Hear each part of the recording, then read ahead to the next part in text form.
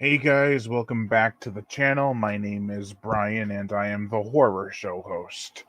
And today I'm doing a showcasing, an unboxing, and a little bit of news regarding this month and the following months. So let's get started. First off is the showcasing stuff. Um, I got a few things in the mail today that I already opened. I don't know why I opened them without doing an unboxing video, but I did. So, the first one here is the Halloween Kills soundtrack. Now, my thoughts on the movie, I have seen it in theaters. But regardless, it's a great score to accompany the film, and I really enjoyed it. Then I got a death metal album called Mortuous, which is like incantation and sludginess all combined into one great music. Um, in my opinion, a lot of people don't like death metal, but I love this album, and it reminds me a lot of Incantation, so that's good.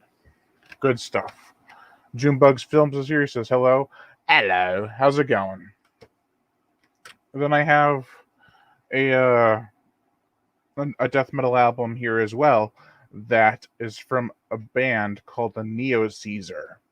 Now, Neo Caesar is a very independent death metal band, but I love their music, especially because the lead singer is, I forgot his name, but he is the lead singer from Sinister on their first three albums. So that's awesome. I love his vocals. They're among my favorite death metal vocals. Check out Neo Caesar if you ever get the chance. James Ramirez here. He says, hello, buddy. Hey, buddy. How's it going? I don't know why I'm talking Australian to you guys, but I don't know.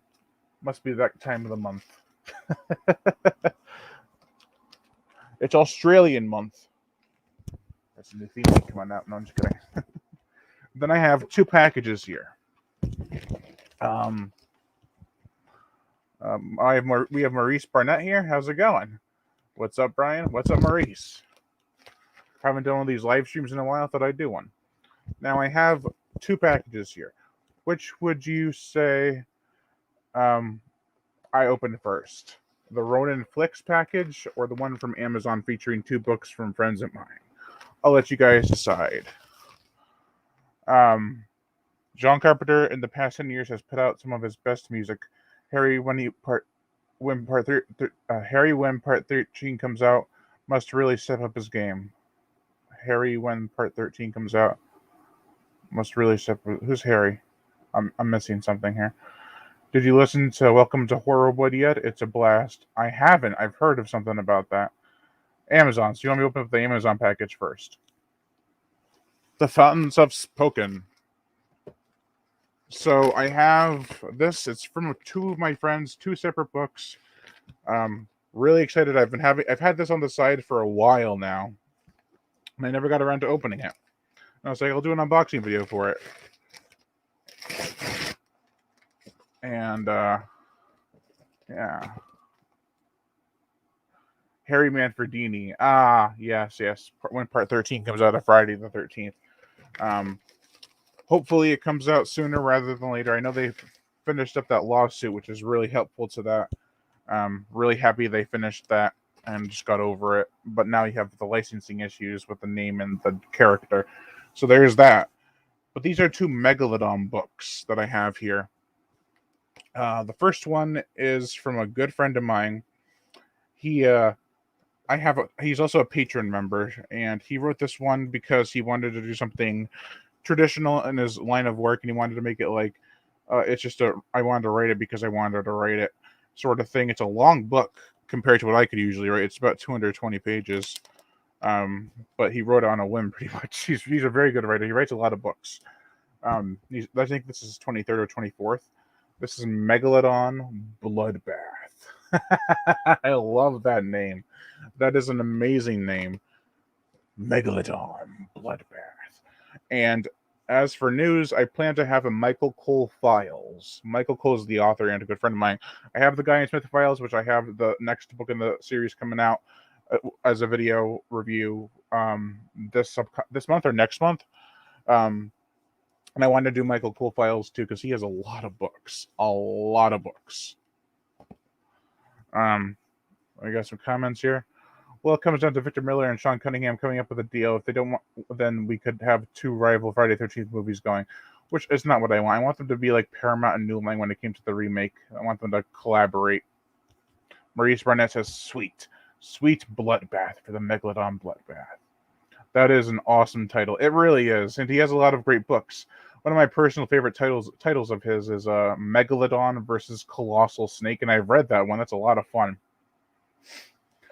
And the other book here is from Chris McKinney. I always say his name wrong. Chris McKinney.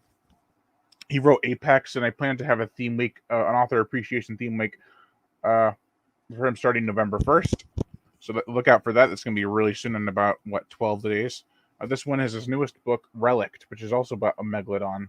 I read this, and it's actually not half bad. He writes really well, very professionally. He doesn't really try to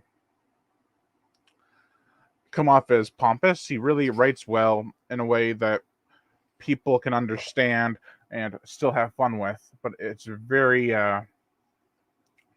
very well told. It's a very well woven story with exuberant writing. He really knows how to write with big words that don't come across as super challenging for the reader, which is always nice. So I'm reading Dune currently, and I'm on page, I think, 635. And that has a lot of words. Warner Brothers has the rights to the full Friday 13th now because they bought the rights in 2012, and New Line is no longer a headliner company. Bob Shea sold to Warner Brothers when they retired in 2007. Oh, okay.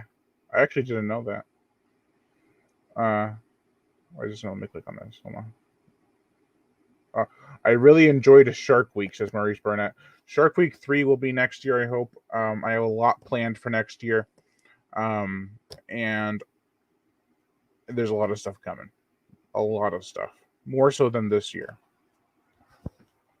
And then I have this, not Ronaflex, Kino Lorber box, and it has a huge freaking dent in it. So I'm hoping all the Blu-rays are okay.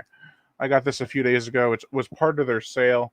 I might go back and double dip on buying stuff. Not like double dip on buying the same movies, but just another purchase thing, thingamabog. And thank you, Maurice Barnett. I'm glad you enjoyed Shark Week. All right. So we got a lot of movies here. I probably spent about $50. Hopefully they make Hopefully they can make a Megalodon Bloodbath movie, and it would be better than Meg. That sucked, and I'm a huge fan of the book series. I enjoyed the books to an extent. I think the first 4 are great, and then they kind of just dive downhill after that. So, but yeah. First one here is the Norse Man. It's like a fantasy epic, rated PG, but does it have? No, I don't see it. But it's directed by Charles B. Pierce, who directed The Legend of Boggy Creek and The Town That Dreaded Sundown. I never knew this was on Blu-ray until I looked on the site, and I'm like, wow, that's really cool. The Norse Man. Then I have a Mario Bava film that I've been wanting to get for a very long time, and I finally got a copy for like $10. A Bay of Blood.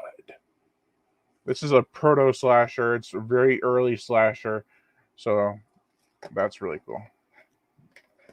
And then this is a Western from Sergio Leone. I have the Main Dollars trilogy, or the Man with No Name trilogy, and this one is A Fistful of Dynamite. I'm pretty sure this is Sergio Leone. Yep, Sergio Leone. So this is 1971, near the tail end of the Western craze. Although it did continue on until like the mid-70s. Spaghetti Westerns, that is. Then I have The Annihilators from 1985. This is probably like a cop action story or rebellion story. The war is just over, but the real battle has just begun. So it's post-war action. Then I have one I actually have heard a lot about, but never picked up for some stupid reason. It looks amazing. It's got like a motorcyclist killing people. It's called Nightmare Beach.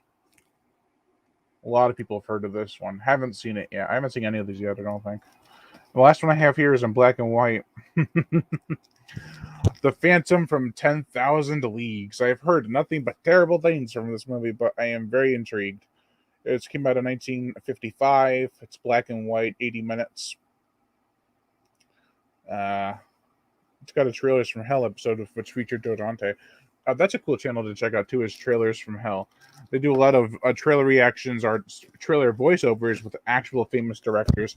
I'm so confused as to how they're not bigger than they actually are. So that's all the Blu-rays I got from Kino Lorber. 6 of them. None of them are damaged. Huzzah. Yeah, the one with the most special features, it seems, is Fistful of Dynamite, which is nice. Really nice. Can't go wrong with a good spaghetti western. What is Jonas Taylor? What is Jonas Taylor? He got just too old to hunt down a megalodon. That's when he was. It's just. Sorry.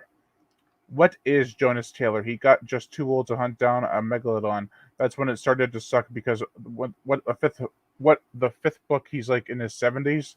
Yeah, it's crazy. In the third book he's like in his 60s, and he's riding around with these thrill junkies. And I'm like, what the hell is this shit? How many DVDs and Blu-rays do you have in total? That is a question for the ages, my friend, because I have no idea. If I were to guess, thousands. Definitely more than 3,000. Probably in the later range of the before 10,000, I would assume. A lot. I have a lot of Blu-rays. Yeah, I'm just trying to see if this video is actually working properly on YouTube. Hold on. Okay. Yeah, I don't know. There's a lot of cool stuff coming out with this channel, and I'm trying to get more videos out at the same time. I do have an announcement, not right now, but it will affect this channel slightly, but then it won't after a while. So, pop.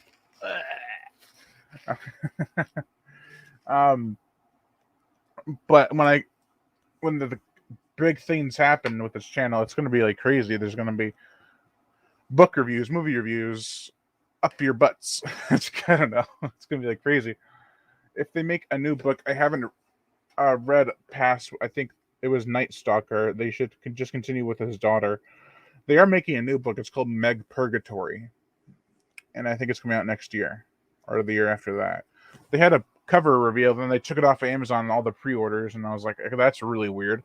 And then all of a sudden, it came back up. And I was like, I hope their pre-orders that everyone ordered will be able to go through. Not a huge fan of Steve Alton's work. He just seems kind of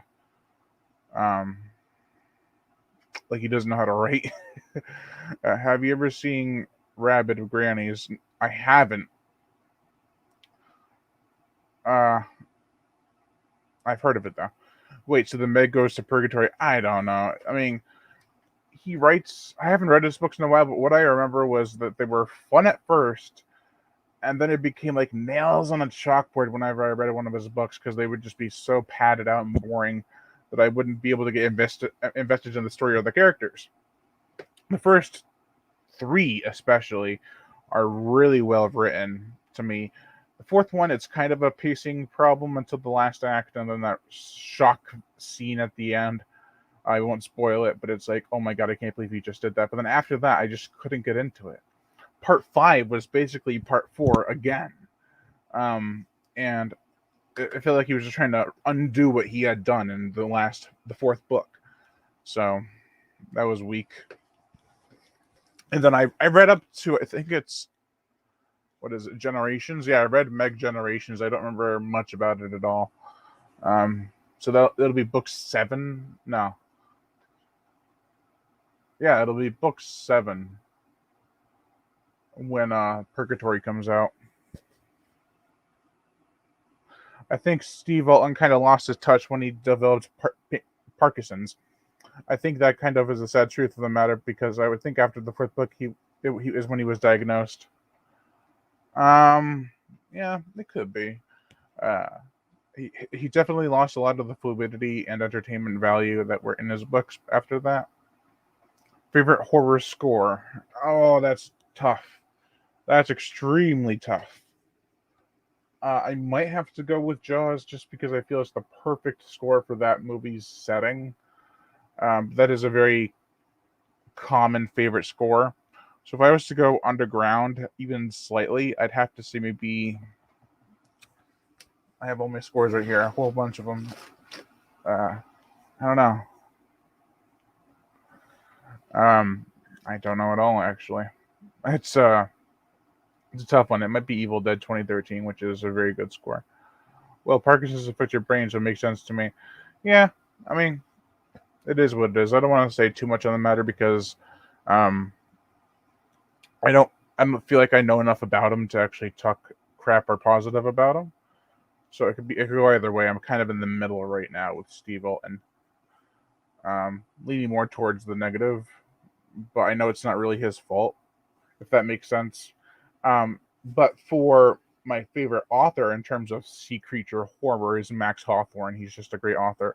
Has great theories and facts about marine life, and he definitely writes a more engaging book than Steve Alton I think ever has.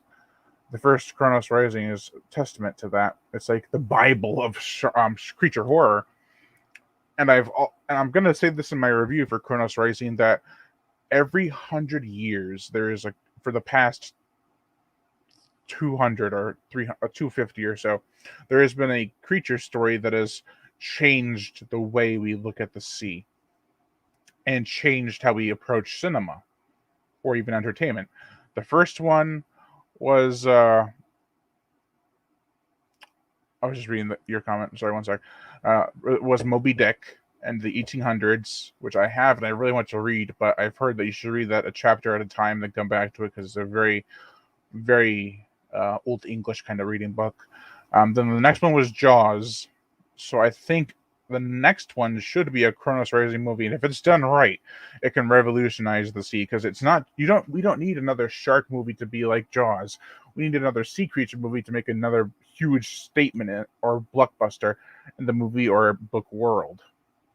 And I feel like Kronos Rising can do that. The Meg tried to do it, but it's a shark, and it was campy and PG-13. No, you need to take it seriously and have all these modern advancements in our technology, not only in the film but behind the scenes with the special effects and such. And if Kronos Rising can accomplish this and take a serious approach to a movie, I think it could be done. It'd be the next big thing. Next, because there was a whale, then a shark, now a Chronosaurus, or even a Leopleurodon or a Mosasaurus, something like that. I mean, Jurassic World already hinted at a Mosasaurus being really popular, with Jurassic World being a huge box office success, and every time everyone sees the movie, like, I want more Mosasaur. I could see this being a huge thing. It's kind of like when whale stories came out in the 1800s that were just told by the campfire or around the shipyards, and then they made the novel Moby Dick, and it's like, hell yeah, that's how you do a story. And then they made movies after that. And then they made Jaws, even though sharks were kind of in the public conscience, but they were kind of not.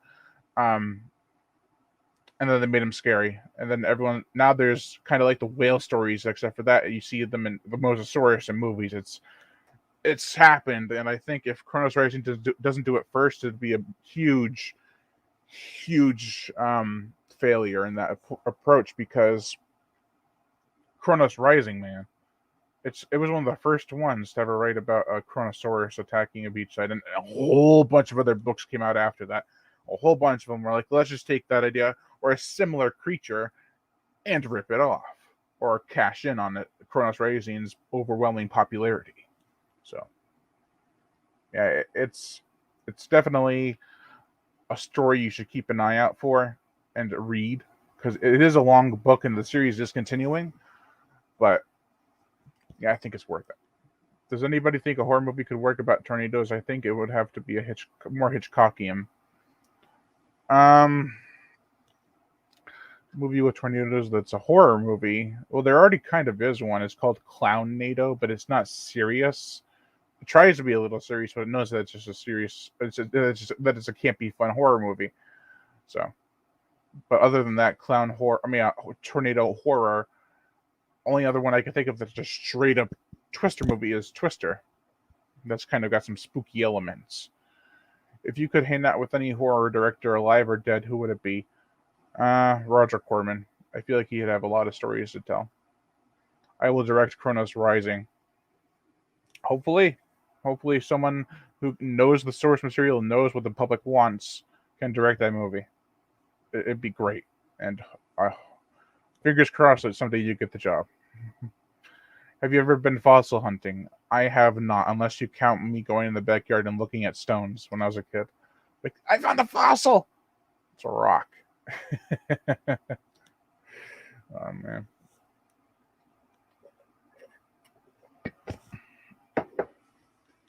I really genuinely believe that Kronos Rising has the potential to be the next big thing. I am the next genius of cinema. Hopefully. I think you sent me a short film and I have to still watch it, or a teaser, a trailer, or just the full short film. Speaking of short films, I plan to make one for October 31st. It's working out. I'm working on the script. We're going to be shooting some scenes. Hopefully, I get it done in time. Fingers are crossed. I'm really planning on it. Really am, because it's a little short film, and it might be good, might be bad. The way it's written is good. Like, the scares will be good, but it just all depends on the execution. I saw the teaser. Can't wait. Thanks. Yeah, I'm glad. I'm glad it actually is getting some traction in the views. It's got like almost 100 views, and I'm like, hell yeah. There was something else I wanted to talk about, and I can't quite remember. Oh, so Shocktober, which happened last year, is continuing this year. And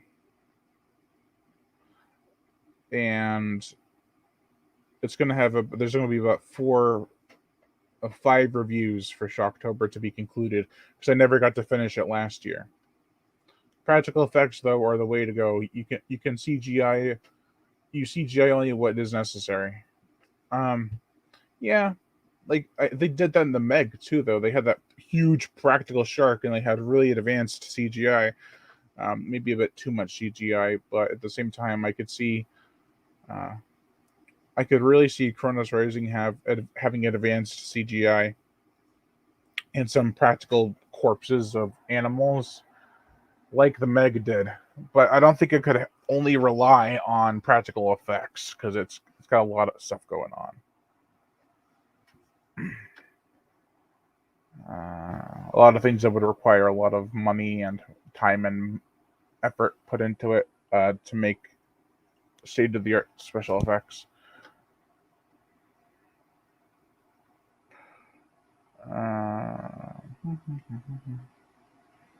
Trying to think. So Shocktober, that's going to continue. I don't know. Well, that squid in 20,000 Leagues Under the Sea was very good. I think you could do practical effects with Kronos Rising. Yeah, and nah, because the squid in the 20,000 Leagues Under the Sea was very good. I agree, but this in the book, the Kronosaurus is used more, has a lot more movement than the creature of the squid in 20,000 Leagues Under the Sea. It definitely does things that would require CGI. I don't know if you've read the book or not, but there are certain scenes where if they did use practical effects, it would have to be miniatures and stuff like that. It couldn't be a huge prop moving around like the shark did in the Meg, but only instead of CGI, it'd be practical. Because it'd be, if you did it like that, you would need a lot of money to make it look like it wasn't miniatures. In terms of, like, if you watch old Godzilla movies or even newer Godzilla movies, they look very good. That's done with the creature that's not primarily in the water, and this would require a lot of effort, and I don't think Hollywood would want to do that or risk it. I could see practical effects in it for sure. The thing they did with the Meg was actually very commendable, building that huge prosthetic shark. And a lot of people didn't even mention that. I'm like, dude, it's the biggest shark that's practical that's ever been on film. It's amazing to look at. And they're just like, oh, the CGI was a little too much. I'm like, did you not see the practical shark? But yeah.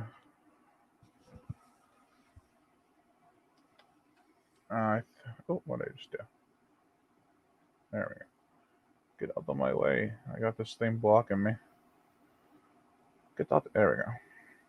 Do you like stop motion? The stop motion that came from beneath the sea was pretty impressive to me. I mean, for this time, I do like stop motion. I think it's very charming, and it really lends a hand to effects that couldn't have been done back in the day. My biggest guilty pleasure is Planet of Dinosaurs, and I think that actually has very good stop animation for the budget. It's actually very impressive. I haven't seen It Came from Beneath the Sea. I've heard of it. It's the one with the octopus. I think you could, if you got, no, I think you got to get Rob Bottin out of retirement to do it. Even then, it would be a huge undertaking. And like I said, Hollywood probably wouldn't do it that way. You could suggest it to them like that, but at the same time, they'd probably just say no, or very minimal at the most. Like, I'm not against it being stop animation or even just practical effects, but if you look at Jurassic Park in the 90s and seeing what they were trying to do, what they were tinkering with the stop animation, I know it wasn't complete. And you would look at the films like Jurassic World now, compared to the stop animation on the CGI from the original movie, because the CGI from the original movie is leagues better than the CGI in Jurassic World, in my opinion. But the stop animation they were working on just pales in comparison. Although it was very good stop animation at the time, so that's kind of where I'm trying to figure out how it would look today, especially because stop animation is kind of like a lost art to a lot of people. So it would require a team that has had years of experience to do a film like Chronos Rising with stop animation or practical effects. Practical effects, I could see more so than stop animation. I don't know. But I gotta get going, guys. Well, it sounds like I'll have to do it when I have more power in Hollywood, and I'll fund it myself. I hope you can do it. I hope someone who really respects the source material and knows how to make a good film in terms of what the people want, and as well as what is faithful to the book, can really bring it to the table. I don't know if you've read the book or not, but you definitely should. It's really well done. So, fingers crossed for you. I hope you get a job like that or similar to that in Hollywood someday. But that's going to do it for this video, guys. I really have to get going. I appreciate everyone who watched. Thank you all for watching. Lion Brian Gatto, the horror show host. Make sure to like, comment on, as well as share this video. Like my Facebook fan page and support me on Patreon, or even $1 a month will help keep this channel going on strong, and I greatly appreciate it. Plus, you get access to body counts and other music videos that you can't get on YouTube because of copyright and age restriction. Monetary support, if you want to support the channel through PayPal at horrorshow37@gmail.com, I greatly appreciate that too. But if you don't want to support me with any money, just hit that notification bell to be notified every time I make a new video. And as always, subscribe.